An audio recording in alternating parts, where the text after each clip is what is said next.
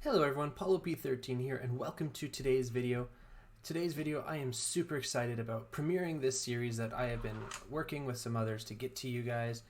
The series is The Two Sides, and it is just a bit of an overview to get it started.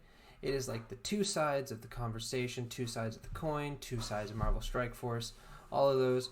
I've got two amazing guests for this series. I've got Mr. Free-to-Play MSF, who you absolutely have to check out on YouTube. He is a completely free-to-play player and makes guides for free-to-play players, and honestly just anyone that wants to be as efficient as possible with resources, and some other videos of course, more than just that, but great content there. And then I've got SenRaven, who is a Twitch streamer mostly, Twitch TV/SenRaven, who is just opening up a YouTube channel now. Both of these guys have great content, and you should definitely go check them out. And I'm very fortunate to have them here on this series.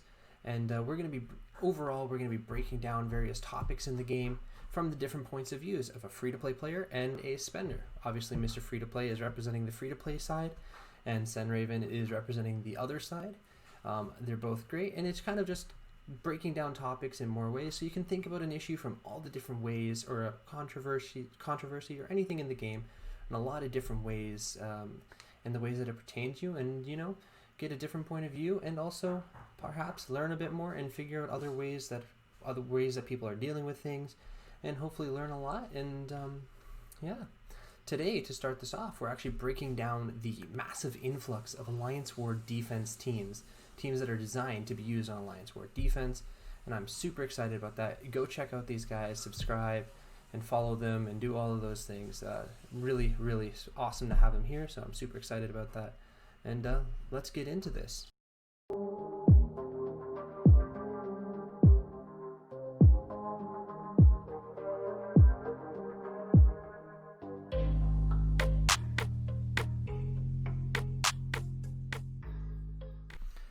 All right, so we've got a couple of really good guests here today, some special guests, of course. So we've got SenRaven. Hey, guys. And Mr. Free-to-Play MSF. Hi, guys. So today we're going to be breaking down the recent influx of Alliance War defenses, like teams meant for that, and what the impact is on the game. Does anyone have some initial thoughts on this? Other than that it's going to keep going, not really. Yeah, I can say that too. Yeah, I think they're definitely going to keep going. But just a gut reaction, do you like it? Do you dislike it? Just quick thought on that. It's a mixed bag, really. Yeah, I'm more on the side that I don't like it, but I've been on record saying that, and I've gotten a lot of pushback saying that. Okay, well, now I'm just going to try and get some little bit of context. I actually went through this morning, going through a bunch of old blog posts to try and find them all, which is very difficult because apparently they don't archive their blog posts on the actual website, so you have to go through links, which makes this so much more easy. But going back as far as, let's see, looks like September 27th is really when this all started to take off. That was the week that Agent Coulson came to the game, and he was the biggest Alliance War defense specific character at the time. So that was back in late September, and from then till now, there's 5 main teams that are designed specifically for Alliance War defense. So they went from there on September 27th to right after that, in November, it went to the Marauders, which do have some Alliance War defense specific kits, to November 22nd, it's got the whole Asgardian announcement for them, and it refers to them, and I quote, as the gods of Alliance War defense.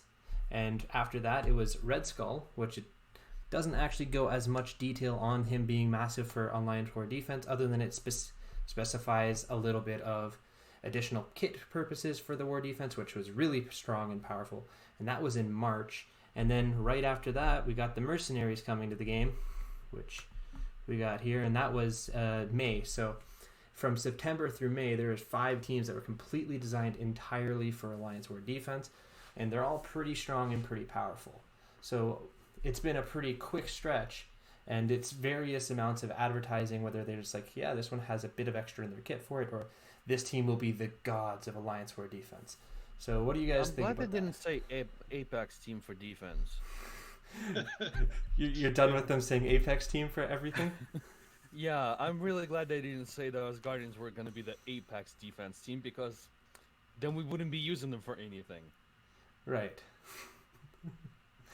But yeah, they've definitely gone in and went to make sure, like, I know that they were mentioning that Alliance War felt a little offense heavy, but then to go and just release 5 teams in a very short span, like full teams pretty much, that are just completely designed to be brick walls on defense is a very sharp and drastic change. I know one thing a lot of people mention is that they're not really pleased with having to build up massive teams for one game mode, then you don't even get to play with them because they're on defense. What do you guys think about that? That's Maddie? not my biggest concern with them. Yeah, that's not my biggest concern with building up these teams for defense. My biggest issue is that the pace is going to have the same 8 set teams as defense on war, which it's the players' creativity, and not only that, for especially on the free-to-play end and beginners and stuff like that, it's impossible to keep up into a scenario where to stay on a competitive alliance, you're going to be in a situation where you're going to have to spend.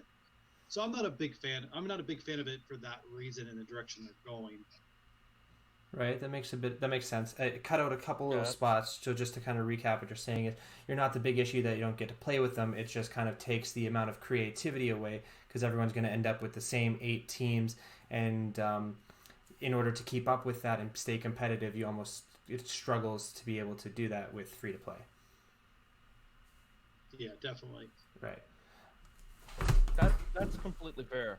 But here's the thing: while I know people don't want to spend on it, the game is trying to make sure you're spending on it. So that's, they're gonna keep doing those teams that are gonna force. They're almost, like you said, they're almost trying to force you to spend money doing that. But as you can attest to itself, anything you do in this game, you can just do it with give it a certain amount of time. You're gonna wind up with the same results. So if I spent on it, I have maybe 3-4 months advantage on you, and then you can catch up if you're focusing on those teams. So that's just the nature of the beast. They're gonna keep releasing teams. They're gonna keep trying to get you to spend money on it. I do agree. I don't like the fact that you can't use it. I mean, you can use these teams in other modes.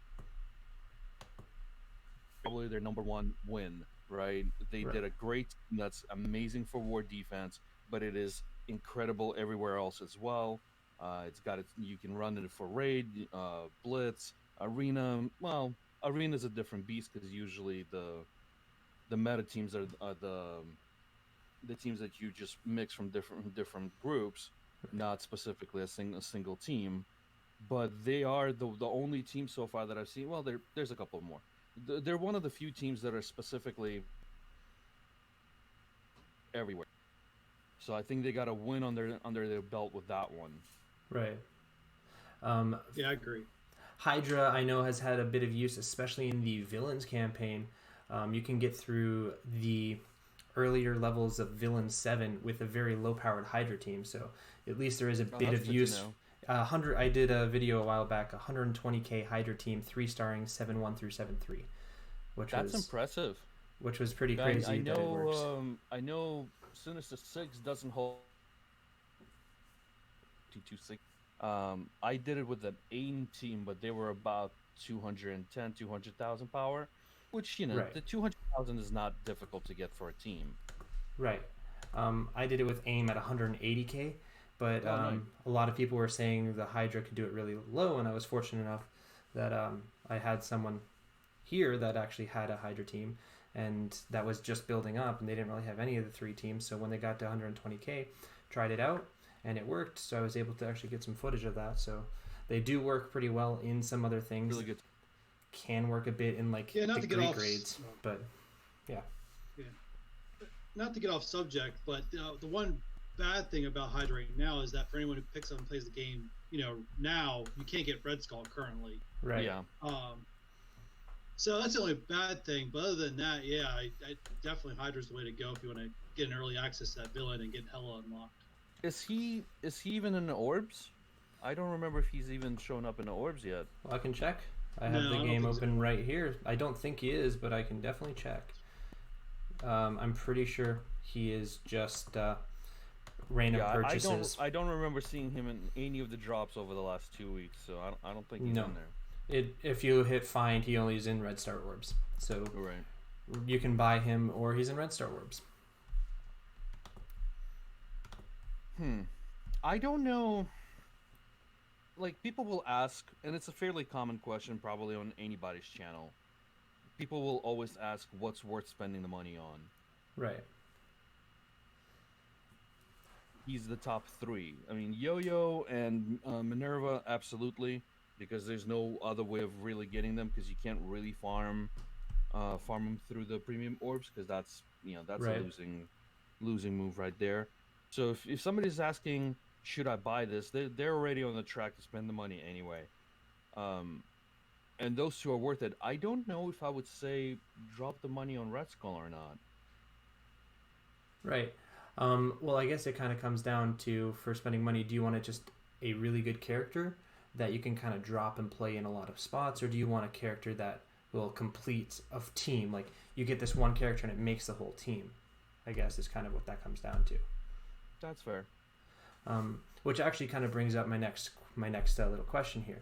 The teams, they kind of have a little different vibe depending on which team. For instance, Hydra is built entirely around one character. You have that one character, that team is good. You don't have that character, that team is not very good on war defense. However, the Asgardians, that whole team works really well together, but they're all individually good as well, and that's why the team kind of fits. So let's say you don't have a Sif right away, you can still make a pretty good defense without a Sif, and you have the rest. Like a bit more plug and play. Do you kind of prefer that end, or do you like it when they have one character that makes the whole team? That's a tough one. Is Sen having an opinion on this one? Because I'm a little struggling. Honestly, I think either one works. It depends on what the character is. Because yes, you can do a full team. I mean, you can do a pretty good team with Asgardians if you're missing Sif, but if you're missing Thor or Hela, one of those two, that team does not work for defense. They fall apart really easily. And it keeps it thematic when you have something like, you have to have Red Skull for this team to work. Okay, great. Well, you have to have Coulson for shield and other things like that. So I don't really have a problem with that. I don't particularly have a preference on that either, though. It'd be nice if they were a little more plug and play for other things, because Red Skull by himself is not that good. Right. I mean, unless people actually have used him for other things and can say that, no, he's actually really good for this or that. I haven't seen a lot of use for him outside of his team. Oh yeah, versus a few others. Well, as someone that does spend, would you be more willing to spend on a team if you know that you just get this one character and the whole team works, or if each individual character is good and then you put them together and they're even better and they kind of add up to a good war defense or type concept? I think it depends on where you are in the game. If you're in an alliance that is hard pushing for war defense, and they come out and say, "Hey, buy Taskmaster, and he's gonna make you a solid team," and he's not available, and buy him because he is an event character. So I didn't spend money on him. Right. On top of that, he came along right during all the other characters being released, and there was no way I was buying all of them at once. So, but that's different. That's a completely different beast. Right. I think for me, if they were bringing that in, it depends on how much use I'm getting from that team with just that character. I didn't do it for was it Coulson? I think it was Coulson. And it was actually considered my shield team was the one that I started this account with and went hard on for, instead of doing like defenders right at the beginning or something like that, I went with shield minions, then into Creed, then into Nick Fury. So that was the first main team for this account. Right. So not to add Coulson to it was a little difficult to, not to just go and buy him. but he didn't have a lot of use outside of it, and I don't think I actually spent the money on him when he came. But to your point, I think it depends on what you're doing in the game. If you're a very heavy war team, war alliance, it's worth it because that's what's going to get you the biggest benefits. If you're not, then I probably would keep away from it and get him as time goes. Right. Okay, so it seems like you guys kind of, even if you're at the different ends of, well, whether you spend or not, you kind of have roughly neutral opinions on a lot of the things. Like there's goods and bads of this.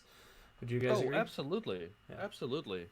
Yeah. I mean, you're not gonna buy everything unless you're just dropping money and you have money to just burn on this game and you're buying everything. You're not buying every single thing. First of all, we know the offers are not good. There's very rarely any offers you're like, oh my god, you have to buy this right now. There's a few like the $6 for the gold, or was it $3 for the gold orbs or something like that? A couple of weeks, like a month ago. Sounds about right. And there's an offer that's like, oh my god, everybody go buy this because it's actually worth it. Whether you buy it or not, that's up to you. But there's definitely offers that come around and like, no way should anybody be dropping money on this, and that's one of the biggest problems I have with it. Okay.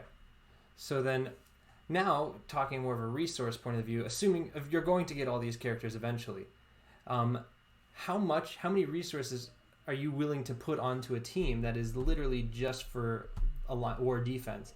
Like not considering like Asgardians, because Asgardians are great in a lot of modes, and Hela can definitely be used in pretty much anything in the game at a very high level. But like something like, I don't know, Hydra and Red Skull, again, they do have the one other use, but for the most part, they're really just war defense. You're not really going to be using them other than really niche type areas other than the war defense.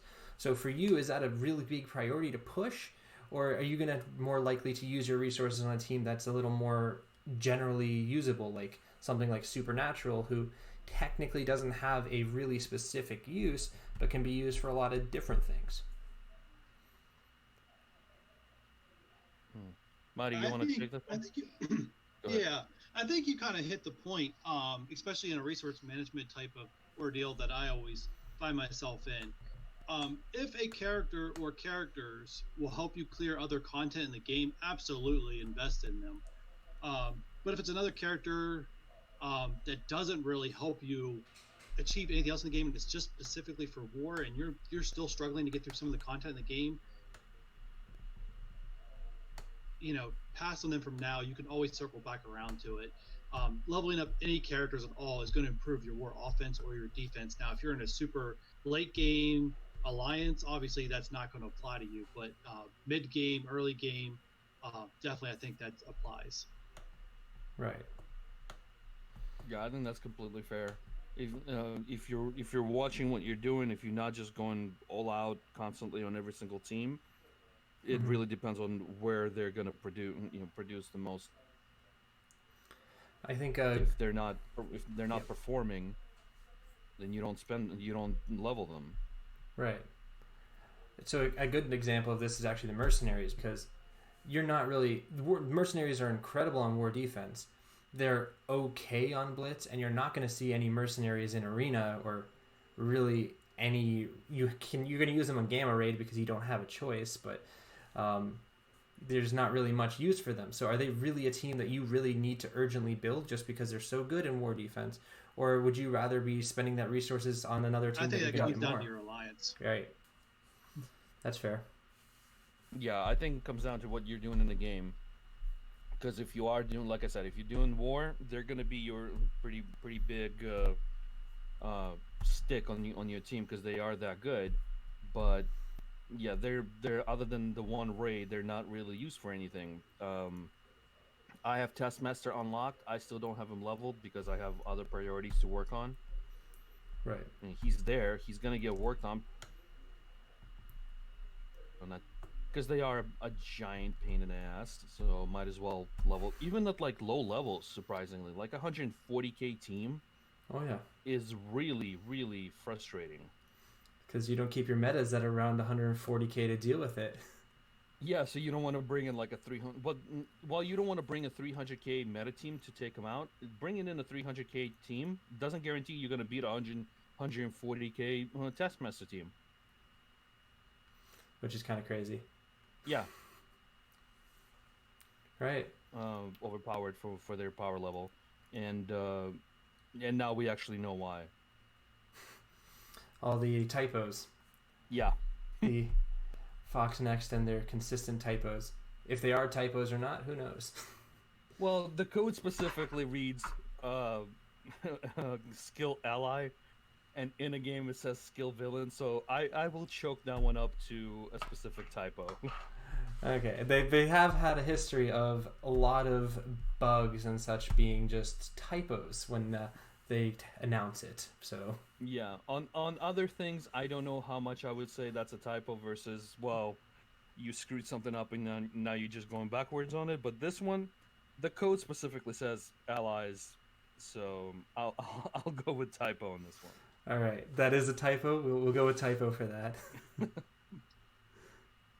But yeah, overall, it's just been something that has come to the game relatively recently. And at first, everyone's like, okay, that'll help slow down the full clears. And now it's like, okay, now there's so many of these teams.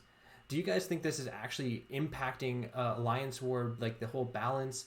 Because I know for the longest time, everyone's like, you just need to be full offense on Alliance War. Don't even worry about your defense. Just clear the other team as fast as possible.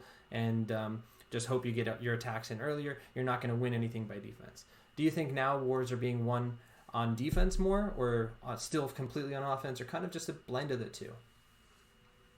I think that depends on. Oh, go ahead. Okay, I mean, where I am on Alliance, fully cleared, and we've never been fully cleared.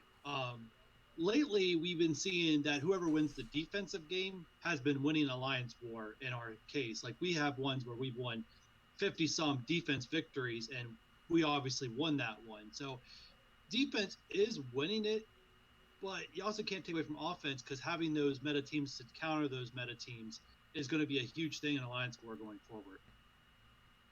Right. Yeah, I was gonna say roughly the same. It did in the war. I did a post. This was a long time ago, probably like last year, or probably a year ago at this point. Same question came up of how do you deal with war, and we broke it down. There's 3 different types. At the beginning, if you're low level, you're trying to get the rooms that give you the biggest bang. So reactor, bridge. You're trying to get those points, right? Because you only have so many teams you can work with, so you want to get as much points as possible. That will get you the win. So you go later on. You're trying to take out the global rooms to stop the opponent from progressing, and so you can win that way. But at the highest ends, they're still seeing 8, 10, 12-hour clears or full clears. So it really depends on what section of it you're in. If you're with the big boys and you're constantly clearing, then yeah, offense is probably the best way to go, because you can just burn through all the rooms. But if you can put a couple of defenses up in my range right now, if we pull in defense victories, every 12 victories, it's is another person taking off the opponent's team, basically. Right. Because all you can do is 12. So if you can pile those victories on, they just don't have that tax to keep going. And it still doesn't work sometimes, but a lot of times if we got those in, we win the war. Fair enough. We've only full cleared once, and it was a really long time ago, and it was a line. So there was one guy. Yeah, that was one of our 3 clears. We've full cleared the other team 3 times, and we've been full cleared 3 times.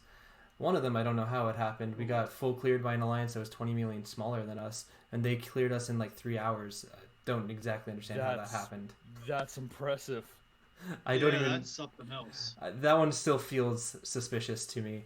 Like they were punching up against everything we had and just instant clearing. I'm like, well, they won this one. Like, congrats to them. But for us, it kind of is like, yeah, it was just. Yeah, attack what you want. I've got nothing to tell you. We lost. Oh well, carry on to the next one. But for us, the war is kind of, it goes back and forth. There are some wars where the other alliance, they come out really fast and it puts us back, or there's some wars where they don't attack until like the last hour where they start making any progress. But it's like, who stalls first, or who goes in a full blitz? It could go either way for us. So I don't know. I feel like it's kind of at a decent position balance between offense and defense for our alliance personally on whether you're going to get the win. If we went too far on the offense, we might get beat because of our defense. If we went too far on the defense, we might get beaten because of our offense. Do you guys find it's in a good balance, or do you think it's still out of balance? I think it's pretty good balance. I do think the teams should be more usable in other modes. Right. So there's more usability for them in the game. But I do think for the most part, it's a pretty good balance. I don't want to see 8 specific war defense. Right. If they're going to keep doing them, I want to see 15 war specific teams. Oh, okay, so you'd rather more. So I rather have a lot of them available, so you pick what you go with, than specifically here's your 8 defense teams. Because 8 defense teams, you're gonna have your counters ready to go. Everybody's gonna have the same stuff, and you're just gonna make sure you have your 8 attack teams for those rooms, and then you have 4 other teams that you can do something with or whatever. Right. And then it just becomes, well, who to hit the other person with. Right. But if you have 15 of them, well, you get to pick 8 of those to put on defense, and now you have to worry about, well, did this person go with Hydra, or did they go with Asgardians on the tail end? What am I going to see? What am I saving the X-Men for? What am I saving Fantastic Four for? So it gives you a little more flexibility on what you're working on, what you're going to see, a little more issues of what you have to focus on to bring into the fight. That's actually an interesting perspective. I've not actually heard that.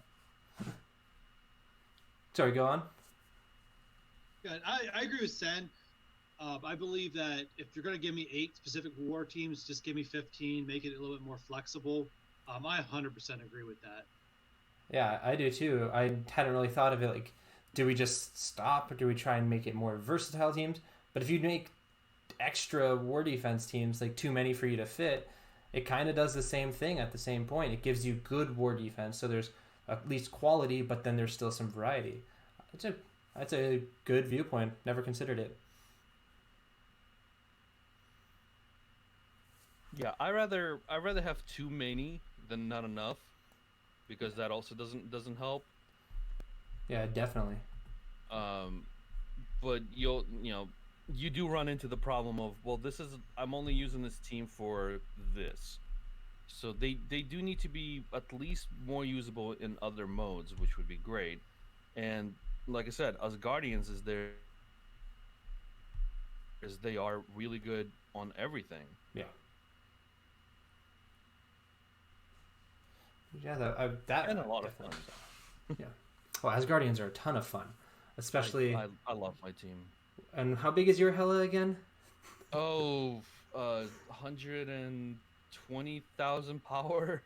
Yeah, that sounds fun. Wow. Yeah, that definitely sounds fun. Uh-huh. I mentioned it on stream the other day. They're like 500 with all the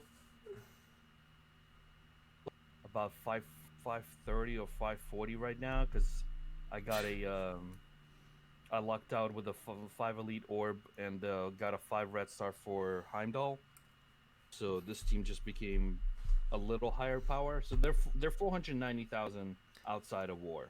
Ooh, that's insane. Wow. That is insane. Mine is not that big. Mine starts with a 3, I can tell you that. 350, 370 in war maybe. So I mentioned yesterday about your Hela. Do a lot of work. Oh, they do great. But I mentioned yesterday about your Hela, and someone in my stream was like, wow, that's my entire collection power on his one character. They'll get there. I mean, we were all for sure. there. We were all there. It is kind of funny because that never used to be possible, having a character well over 100k, and especially someone as good as Hela that literally can kill entire teams in one attack. Right. I think my my probably like half of the power of that in one team. Yeah, that's pretty crazy. I had a question. I don't remember what the question was. It's definitely going to be related to this, of course. But yeah, so overall, do you enjoy these teams? Do you enjoy having a team that's made for Alliance War defense? Like, just a general, is it fun? I'll take this one for a start. Go for to it. me, no, to me it's a no. Right. But so I've had other people tell me that they're late game, they've already cleared everything else. This is the only fun game mode left for them is figuring out this brand new puzzle of all this work team. How are we going to beat them? And figuring out that puzzle to them is enjoyable. But for me, it's not. It's a grind. Right. Yeah, that's fair. Them anywhere else. Like Coulson, I'll use in a few other things, and you can get some good teams for Arena. If you're mid tier, you can run a couple of teams that include him that are actually pretty fun. If you haven't seen Loki, Hela, Coulson plus 2 others, it's brutal. It's a lot of fun to watch because they go crazy. But for the most part, you really need something else to use them on, because if that's not fun.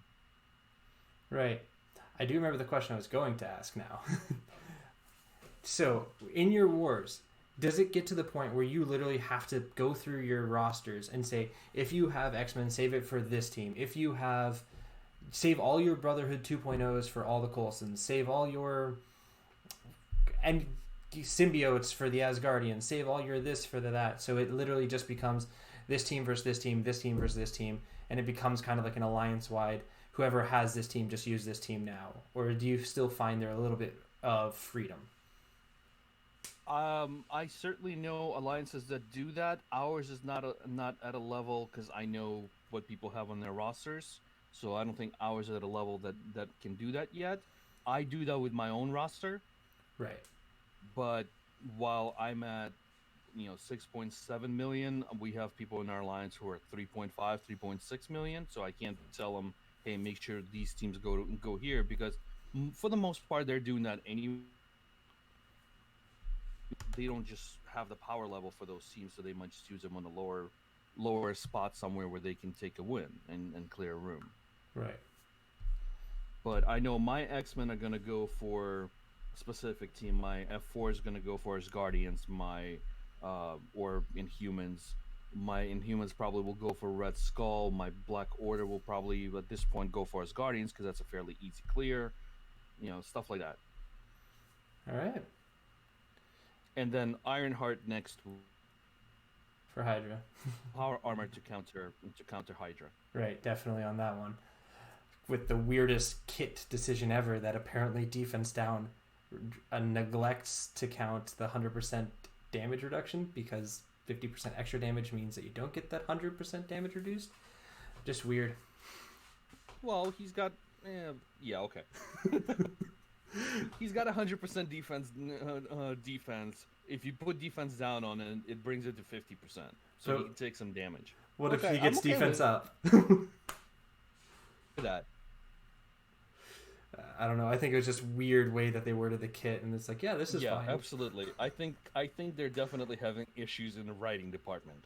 Yes, and this one was before everything shut down, I believe. Yeah.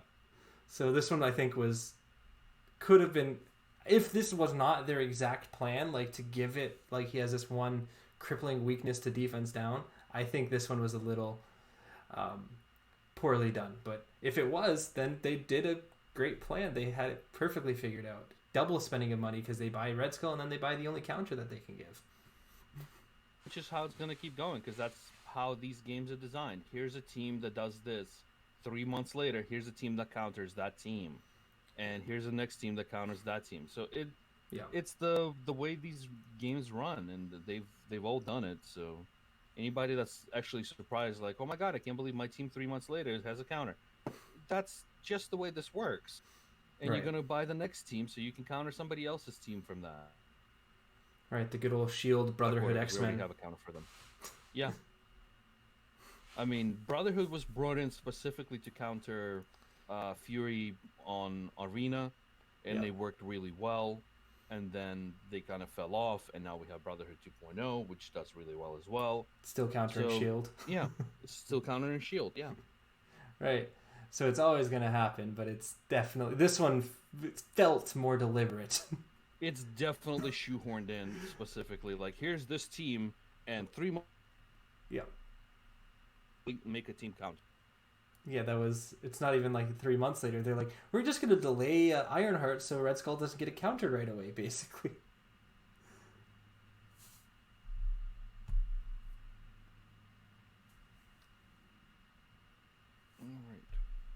All right, so anyone have some final remarks? I think we've pretty much covered the topic, unless you guys have anything else.